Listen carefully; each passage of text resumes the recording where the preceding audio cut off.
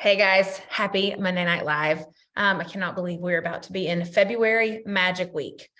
What the heck happened to 2023? Like, my gosh, it's flying. Okay, so I am really excited about this call because it's not often that I force myself to slow down and analyze, reflect, ask questions, repeat. But this call is literally the birth child of a lot of that. Me just really trying to, and Britt and the other leaders, like trying to figure out when it comes to creating business builders, there is a skill set gap. A lot of the times, we say this business is 80% mindset, and that is absolutely true. But there's 20% that is skill set. And if you can identify a skill set, you can rest assured there's going to be mindset wrapped up in that skill set. And so what I think we've done is we've identified a major skill set gap that has been covered up, I think, because of mindset stuff. And so we're going to do the hard work of uncovering the mindset stuff that's hiding the gap. We're going to go ahead and rush headlong into the mindset stuff around this new skill set. And we are going to help you feel very confident in what to do when someone says, yeah, I'm open to making some money here. And that seems like mind-blowing because that's the answer we're going for, right? We're all at this point. Let me remind everybody. We are focused on a couple of key drivers right now. Working in our own personal business, what must I do every single day to grow my personal business? And the main key driver there, in addition to just normal recruiting, normal retention, is a heavy focus on share the opportunity. Share the opportunity, share the opportunity. It's why every single time you get on a call with a leader, whether it's a power hour or a WAM or whatever, we're going, how's it going with your business reach outs? How many business conversations have you had? Because we understand if we keep the focus on business conversations, we know what that means for you in your business 90 days from now. 120 days from now, 6 months from now. And as much as we want everybody winning every single prize all the time, all of the recruits, because you do have to recruit. You do have to recruit to be successful here. What we're after for you guys is long-term, sustained, stable, momentum-filled businesses. And this is where that's at. And so what I began to notice is people were way more comfortable with, no, I'm not interested, or objections than they were when someone was just genuinely like, yeah, I mean, if I like the products, I would tell people about it. Then people were like, oh my gosh, what do I do next? So here's what I found. People either like retreated. I even had one friend, I'm gonna pick on her tonight because she won't care, but she even said to somebody, really? Well, you don't have to, like you don't have to do that if you don't want to. And I'm like, no, that's not what we say. Or you'll give them a laundry list of things to go and do. And then the list you've given them, because it's void of vision and belief, it feels very scary and risky. And so they avoid. And then you say, well, nobody will do it with me. I told her what to do and she's not doing it. And I'm like, right, because you told her what to do before you told her why she should. So we're going to fill in this gap of what the heck do I do if someone says, sure, I'm open, or they're at least intrigued and want to know more. We're going to figure that out tonight. So let me share my screen. Okay. Let me close out the chat box. Let me move our pictures. All right, here we go. So we're going to talk about creating business builders, mindset, handling objections, and utilizing systems. Okay. All right. First of all, I already hear some of you guys in your brains going, yeah, easy for you to say, Christina. We know how successful you are. We know what your rank is. You're a dual trainer, for crying out loud. Like, you can't relate to the struggle that I have. And I will tell you that is bullcrap. Here's how I know. Just last weekend, I had a business meeting set up. She's probably on this call with a girl who is very successful. She's already an entrepreneur. She already makes a lot of money. She just actually relocated her family across the country to go plant another business. Okay, where she's already seen massive success here, she's diversifying and going there. So when I tell you she's really successful, she's very successful. Not only that, but she's very philanthropic. Like she's got nonprofits and she works with homeless people and like the whole thing. Okay, so I pull up to this lunch that we have set up. And because I know it's business focused, she wants to talk about how, if this will be a good fit for what she's already got going on. And I struggle with the same fears you guys struggle with. I sat in the car and for a second, those thoughts of you're wasting your time. She's not going to want to do this with you. Christina, she's already more successful than you. She's got this going on and that going on. Christina, what if you go in there and look like a total idiot? Christina, what if you are like I carved out time on a Sunday, which I normally do not do. Christina, what if you carved out this time on a Sunday and it's not even like fruitful? What if there's nothing to show for it? What if you go home and tell your husband, hey, I carved out time on a Sunday. I don't normally do that. And she also doesn't want to do this. Or what, like there, that thought is there. The difference is that I have learned to fall in love with discomfort. Fall in love with discomfort. Fall in love with the discomfort of the daily grind. This is just part of the job. And so what I had to do is figure out, what am I thinking that's making me feel nervous or uneasy to walk in here? And I've got real curious about those thoughts. Like, what am I thinking that's making me feel, what I want to feel is energized, bold, excited. That's what I want to feel walking in here. But I'm noticing this feeling right here is not that. So what am I thinking? Well, that's when I identified those thoughts that I told you about. Here's what I know now, though, because I've done the personal growth. I know that I can create any feeling I want. I know that I can create a powerful presence. And so I began to think, what would someone who's bold and excited and courageous, what would they think right now instead of these thoughts? And I began to think how they think. I began to think how a successful person would think. And lo and behold, when you think like that, the feelings follow. And so I did enter that coffee shop. The conversation went great. She's already fast start silver. And so, but I want you to know that just because you see this outside persona does not mean that's natural. It means it's learned and it's practiced. And that the only difference between me and you might just be the 7 years in the game. Okay, so you see me and you think she's just bold and confident. She never struggled with fear. It's just not true. It's just not true. This list of 50 that we're working through, some of you think that's me sitting down and going through my list of 50 and reaching out directly about the business, that it's no big deal. It doesn't require brain thought or courage or anything else. It's just flat out not true. I just choose to think about how I'm going to feel when that person is thanking me for changing their life. I think about that more than I think about the chance they might reject me. But guys, both options are in my brain at all times. I just believe that what you focus on expands. Okay. So I know that I can't let fears control me and that I can't be dominated by feelings because number one, they're liars and those thoughts aren't going to be profitable. So if I'm going to put forth effort, I want what I'm doing to be profitable. So I'm going to consider both options because remember, they're both here. You have the ability to think either way. I'm going to consider one and I'm going to figure out which one's going to help me make money. Which one's going to be profitable? Which one's going to help me feel more like what I want to feel? And I'm going to choose that.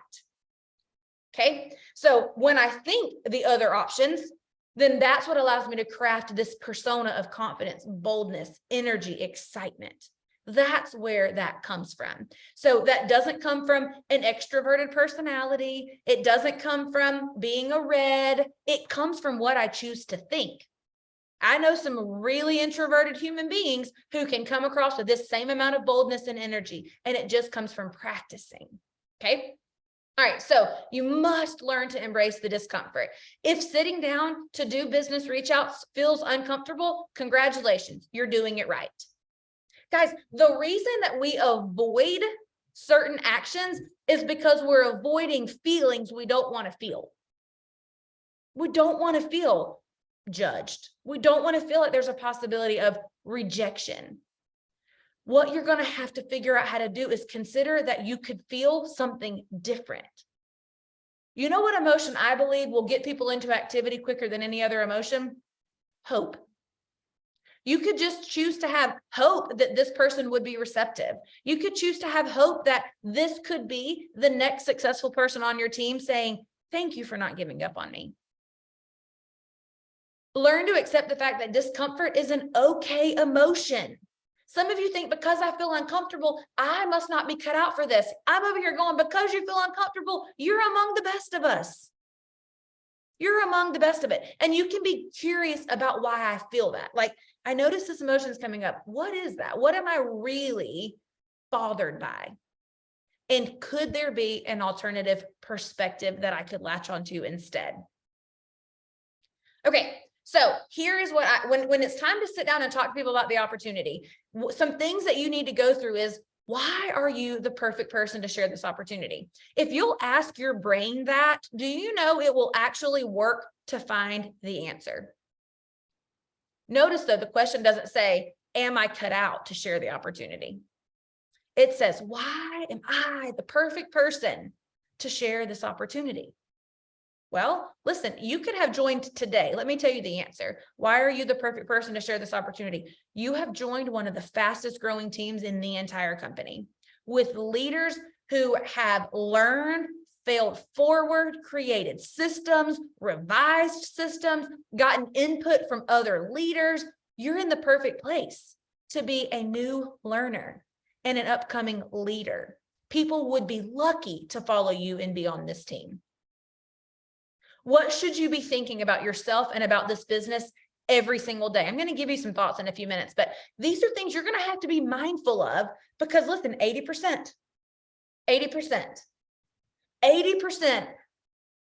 of whether or not someone will join your team and be a rock star with you is going to be based off of what you're telling yourself about yourself and about them. And you have the power to change both thoughts. What should you be believing about this opportunity? Again, if you're brand new today, what you should be believing is other people all over the place are being successful at this exact same thing, which means if I can learn what they're learning and grow like they're growing, I too can be successful here. Okay, what do high performers and achievers believe about themselves and about their ability to present this opportunity clearly? You guys always want to know, what do you think? How do you here's what I hear all the time. How do you have such energy all the time? Like, where does your passion come from?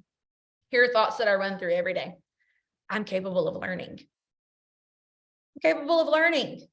Every single thing is figure outable. I can learn. Somebody has the worst detox in the world. I can learn. Somebody's not satisfied with my customer service. I can learn. Somebody I thought was going to go all the way to the top quits and walks away. I can learn. I can learn. I can also think I'm able to engage in a process and fail forward. I welcome risk. I welcome failing forward. If I had walked into that coffee date and it went totally south, I would have thought afterward, what can I learn from this? And it still would have been worth the experience. And that comes, I'm going to talk about this later, but that comes from being unemotionally attached. Unemotionally attached to the outcome, willing to just engage in the process even without a certain or guaranteed outcome. Another thing I think, when I think this all the time, someone's going to want to do this with me and I will help them be successful. You know why I will learn? Because I'm able to engage in a process. I'm capable of learning. Other people everywhere are doing this and being successful. They can too. Couple of scriptures. Here's how I know that we aren't supposed to be playing small. Here's how I know that we have the power to change our thoughts and to believe other alternatives. Guys, if what you're believing is not generating joy, hope, and peace, that's not what you're supposed to be thinking. Not to say that your thoughts that you're thinking are bad, they're just unintentional. And if those unintentional thoughts are drumming up feelings opposite of joy, hope, peace, that's not the thoughts you're supposed to be meditating on. And here are some scriptures that tell you why. People say, I'm not cut out for this. I can't do this by myself. Great. You're not supposed to be doing it by yourself. With God, all things are possible. You're not on your own. What do you mean? Okay. Be transformed by the renewing of your mind. You can change your thoughts. People will say, well, this is how I've always been. I've always just been pessimistic. Great. You can change. Great. Change it. It's okay if that's not your natural bend. The good thing about bending is you can bend the other way. Okay. All right. So when sharing about the opportunity, now this is so important, and I'm going to repeat this process several times, and everybody get ready for like round of applause. I created you a document that has all of this neatly for you to print out so that when you get on the phone with somebody who surprisingly told you they were open to the opportunity, you feel empowered, even if you have to read it. So don't worry about writing this stuff down. I have you a document. It will be uploaded with this form or with this video. Okay. When sharing about the opportunity, which you all should be doing every single week, if someone is intrigued and open to hearing more, the best thing you can do is ask them to jump on the phone, share your story, and connect. Now, guys, when you're asking someone to get on the phone, just know that's odd. That's odd. Most people aren't doing that. So be curious about why you feel a little uncomfortable with it, and then figure out what you can tweak about your delivery to make you feel more comfortable. It's okay to have to do it in discomfort. It's odd for me, and I've been doing it a long time. It's odd for me to go meet at a coffee shop, right?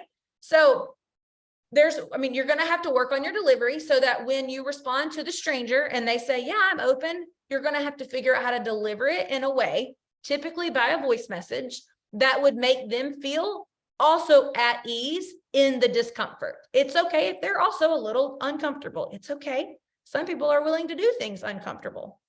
So something like, Emily, I'm so glad that you're open to hearing more. Listen, it's probably quicker for you and I both if we just jump on the phone. I'll share my story with you briefly, have a couple of questions for you. Just want to see if this might be something that you want to, dig into a little bit more. When do you got 10 or 15 minutes so we can talk? Totally non-committal, totally pressure-free, very casual, okay? When you get them on the phone, it is important that you know what to do to get a conversation up and running. Now, this is assuming that you don't know someone. If you do know someone, please don't ask them questions that you already know the answer to. Like, tell me a little about yourself. And they're like, well, you've known me since I was 5. What do you want to know? Exactly. So this is assuming this is a cold market person. So these aren't my own questions. One time Brittany told me I have to do this, and I'm like, well, I need you to give me 3 questions because I don't know how to come up with them. I'm the most awkward human. So she's like, okay, well, I just say like, hey, listen, how long have you been an educator? What made you want to go into teaching? Do you love it? So like 3 questions. What do you do for a living? How long you been doing it? What do you love about it? Where are you from? Just saw that you guys moved to Florida. What made you guys want to move? What do you think about it so far? So usually 3 questions is about the sweet spot because you do want to get to the point, okay? Then this is not the time for you to get on and tell them everything that you know about Plexus and the opportunity and the income production chart and how we have an A+ with the better. This is your time to be curious. Hey, listen, thanks for taking the time to chat today. I'm curious, what has you open to an opportunity like this? What has you open to another stream of income? I'm going to use the same language I used in whatever message they responded to. So what has you open to making money from home? What has you open to doing something on the side while you're teaching? Is it wanting to make some extra money? Is it wanting to serve people? Is it both? Then stop talking. This is also not the time for you to tell them your whole Plexus story. Remember, generally people want to know, can I trust you? Do you like me? Can you help me? They don't generally need your 12-minute story. I'm telling you, I got a great story. No one ever asks. Here's what they're going to say to that question. They're going to want to be noble. So they're going to say, well, helping people like that's really nice. But I mean, the money would be nice. Like, I'd really like to make some extra money. That's almost always what they're going to say, and almost the order in which they're going to say it. So then you're going to say, awesome. Yeah, I mean, I can relate. That's why I was open too. I'm curious, how much money would be a blessing for you and your family? Now, I might say it more like, listen, how much money would you need to be earning for this to feel worth it for you in the beginning? So adjust the language. Again, I might say, awesome. I can totally relate. That was my deal too when I was teaching. I'm just curious, how much money would you need to be making in the beginning for this to be worth it for you? Okay. $200 a month, $500 a month? Are you looking to make 1,000 plus? Tell me a little bit about your situation. Again, stop talking. This is why you don't already have to be successful to do this, because at no point in here am I telling her how much my paycheck is. At no point in here am I telling her about my oodles and oodles of success. So if you're brand new, none of this requires you to have some great little successful, resume lined up. It just requires you to be curious, friendly, and excited about an opportunity. This is why anybody can do this from the very beginning. When she answers that question about how much money, affirm her. Girl, I get that. What I'm hearing you say is $500 a month would be huge for you guys, because it would cover baseball, it would cover extra groceries, and I love that. For me, it allowed blank. So this is going to be personal for you. If you don't have a story yet, you're going to use someone else's. Yeah, for my friend Emily, it allowed this. Don't use words like my upline or my sponsor, because that just sounds like we're in AA. But something like, hey, my friend Emily, like, this is what it's done for her. Here's what I know it's going to do for me. If I didn't have a story yet, that's the language I would use. I would say, I love that. Well, here's what it's going to do for me.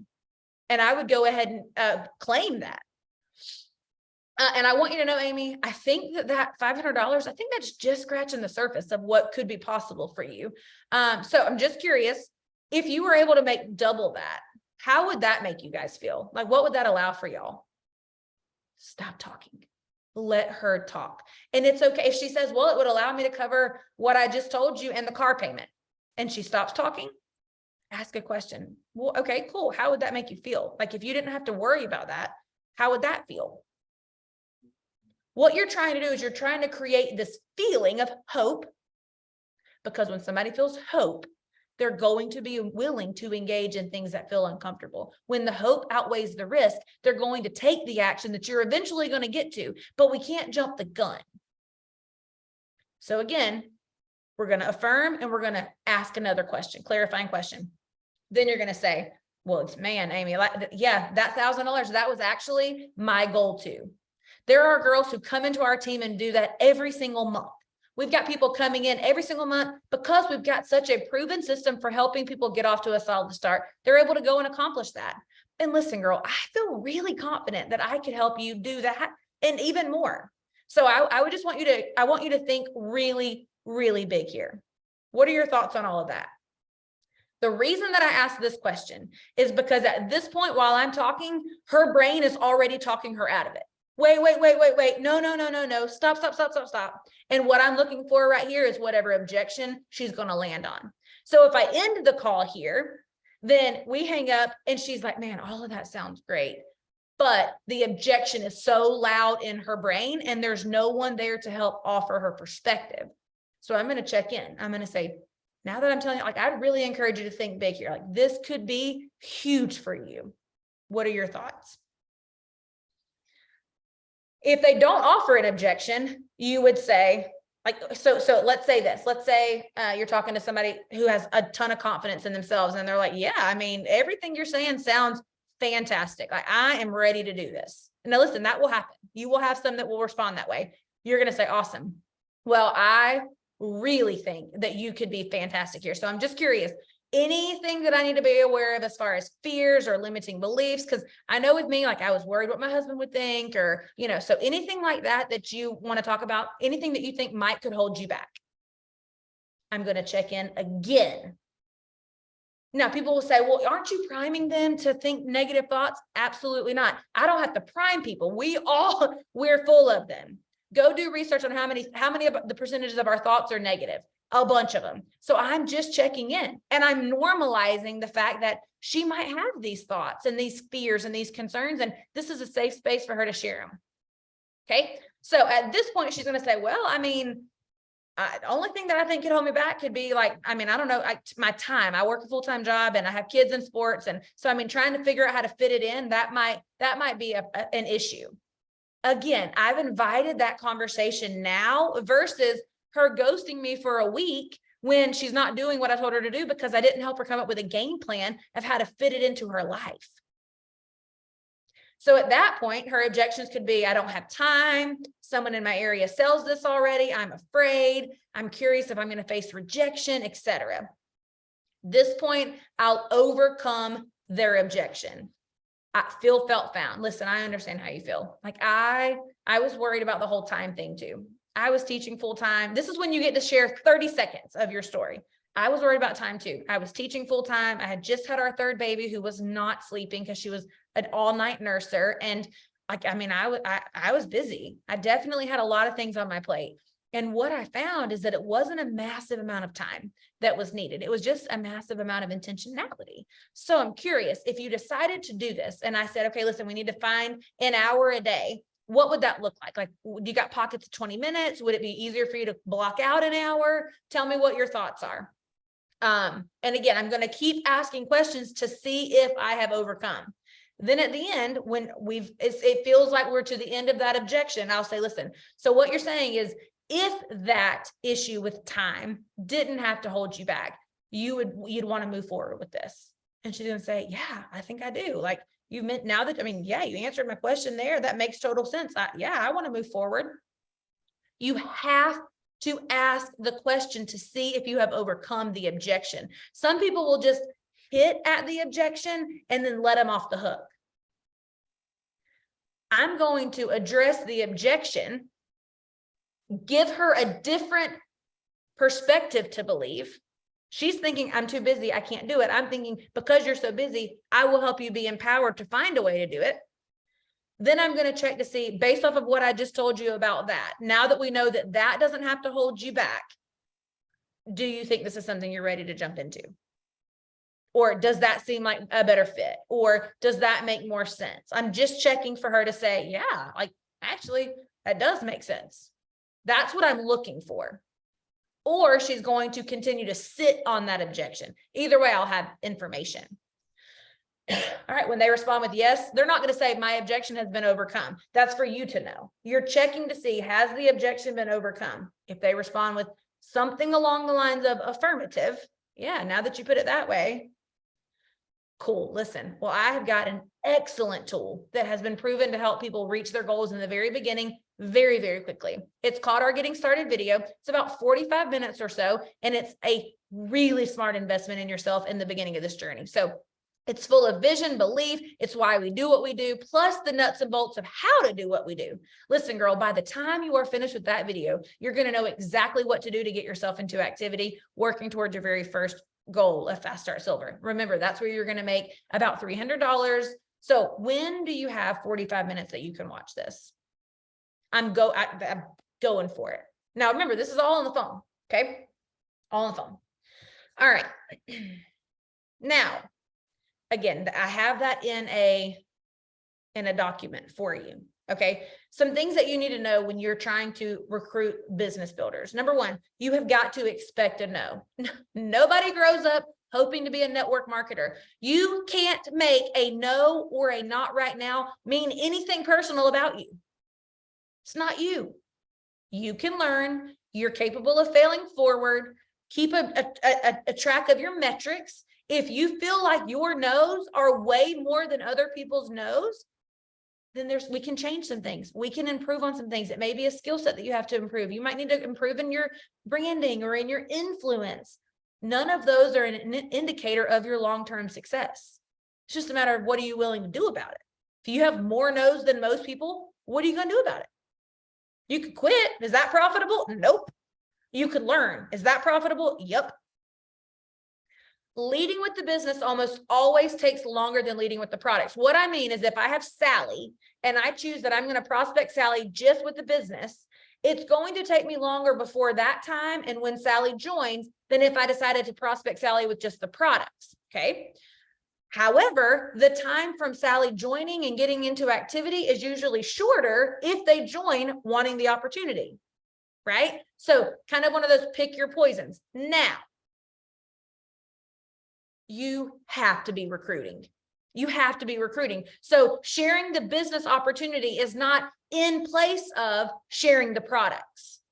Sharing the business opportunity is in addition to. in conjunction with. So I might be sharing the business opportunity with 25 people this month. The 6 joins I get, they're going to be people that I was prospecting for the products. So it's not a one size fits all. I know exactly who I want to work with. And if somebody is not who I want to work with, they are absolutely somebody I want on the products. So it's both and. It's both and. It's recruiting for the products, recruiting for the business. And when you master this, you're going to find yourself dancing with both. It's just a dance and you're going to figure that out. But remember, you're capable of learning, you're capable of taking risks, you're capable of failing forward. Okay. Just like with the products, when you're recruiting a business builder, they generally require 8 to 12 follow-ups. Almost every single jewel on this call required follow-ups. Most of us, a year plus. A year. So when you say nobody will do this with me, I'm saying show me someone you have followed up with 12 times over the course of a year. If you don't have a plethora of those people, it's just time in the game. It's just part of the process. You're almost there. Keep going. Keep going. Vary your follow-up methods. Listen, tomorrow night, there is an opportunity event. Rebecca and Britt are doing it. This is a prime opportunity for you to use this event, and anybody that you have reached out to about the opportunity, listen to me, whether they have responded or not, should be getting an invite to tomorrow night's event. It should be a voice message and it should sound like this. Hey, Britt, happy Tuesday. I hope you guys had a great long weekend. We certainly did. We did some laser tag and some skating. Hey, listen, I know you hadn't had a chance to get back to me from the last message, but I could not let the opportunity to invite you to this event go by. So bear with me, but I knew that this event would be one that would speak right to your heart. So this event's online tonight. I'm going to be on there with my favorite glass of wine, and I really would love for you to jump on and check it out. Be a fly on the wall, but remember those reasons I told you you'd be great at this? Listen, I still mean it. And these girls on here remind me so much of you. So would you give me 20 minutes of your time? Just entertain me. See if this is something that you're open to. Every single person, whether they've ever responded or not, should get that opportunity event invite. You can also use that event to prospect new people for the very first time.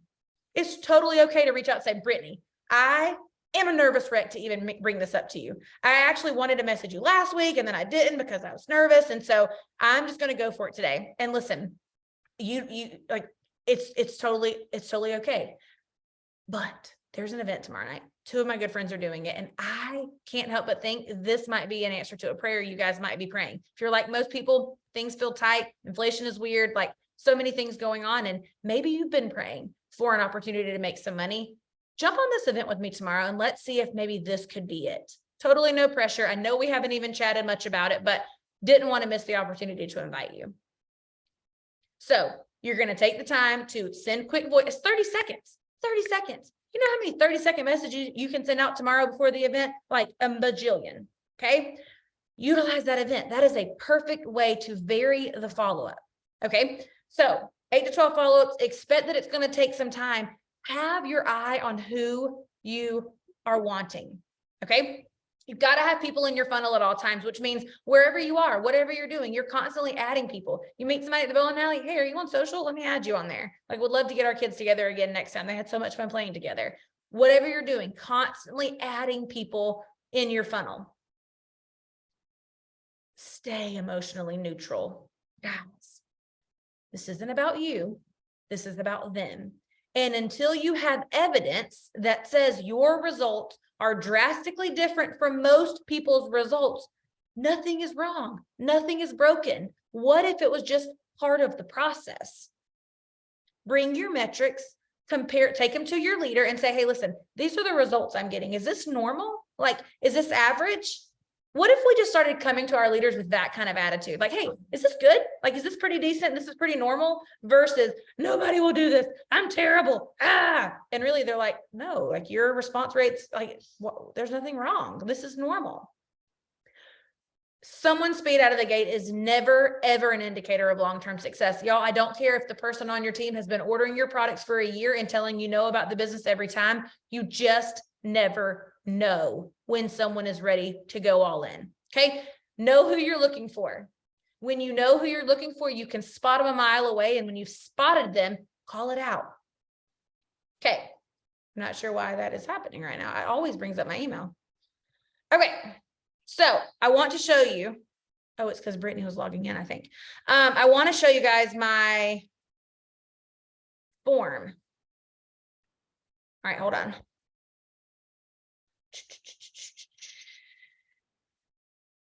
Hold on.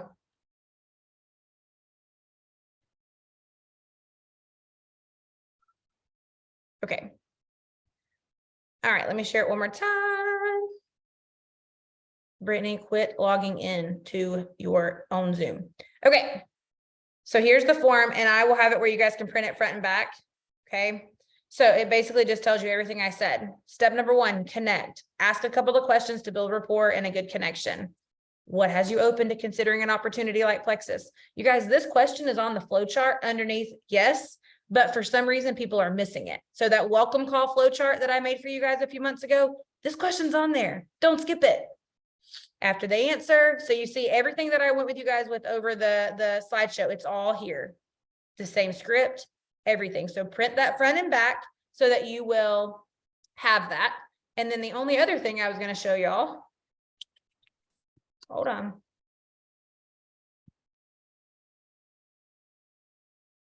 That's the flow chart. Okay. Yeah, that's good. All right. So that is what I have for you. The bottom line is this: be consistent in the area of share the opportunity. This is not, guys, so many times people will say, well, I did share the opportunity. Like I did it 3 times. Guys, do it 6 times. Do it 9 times. It's just, listen, courage is just fear that holds on a minute longer. Just keep being courageous. And it's okay if you feel completely uncomfortable the whole time. What breeds confidence is competence. And if you will just keep going, keep asking questions, you should be bringing your actions and your results for feedback. Hey, leader, I did these things you said to do. These are the results I'm getting or not getting. What do you think? Like feedback should be like front of mind for you. You should be asking people, is this normal? Is this right? What are you guys seeing? But just continue to go, continue to do it. And just don't let yourself believe that in order for you to be successful at this, you have to have this exuding confidence or this expert skill. Guys, the expert skill is just a whole lot of practice and failure balled up into one thing. So that the results that you see, the results that someone else is having that you're not yet having, it's just because they have a lot more of that practice that's all snowballing at one time. So, all right. Hope that was helpful. I will upload the document and the, I'll put the video, the PowerPoint and the document all in the same post. So whatever, wets your whistle, you'll have access to.